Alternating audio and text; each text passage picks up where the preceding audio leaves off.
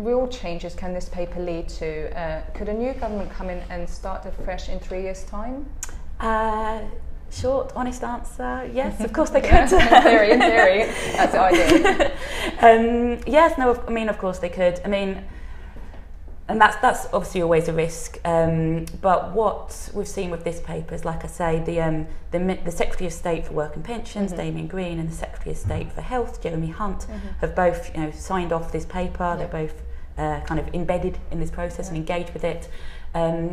Even Theresa May, I've seen the other week last week on TV, she was talking about mental health and employment and what priority that is. So it's very much on the government agenda. Yes, very much. There's also been commitment, as I say, to addressing this disability employment gap, and that's a target that the government set in which they'll be accountable for. So they need to be doing stuff in this space. Absolutely. So, I mean, we can be quite positive that things are going to happen. Say it's a 10-year plan. It's got cross-party support. Yeah. So, everyone's involved in this, and this is seen as something for everyone to work towards. Yeah. I mean, I suppose what's important to bear in mind is, as we've probably learned in 2016, you never quite know what's going to happen next. Don't have a clue. You just hope for the best. Exactly.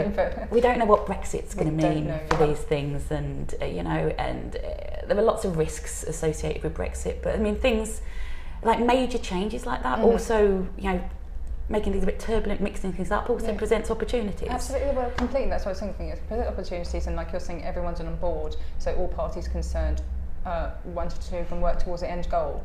So this is probably the best time to really kind of find the gap and make that achievable. As opposed to just discussing it. Like, let's make it achievable. All work together. You're having voices from people who do have disabilities, or whether it be long term, short term, when it's considered.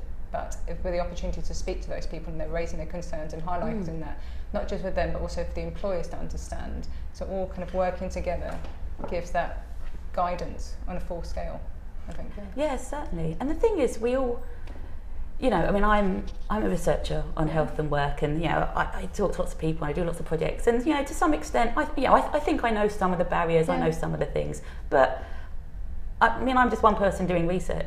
You need to get as many views as possible, people who are living in this situation, to find out what is the reality, what is happening to people on the ground, and what can we actually do to try to make it better.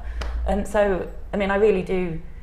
I would love to see as many people as possible respond to this consultation, and I think it's really important to not just have like the usual suspects talking about it.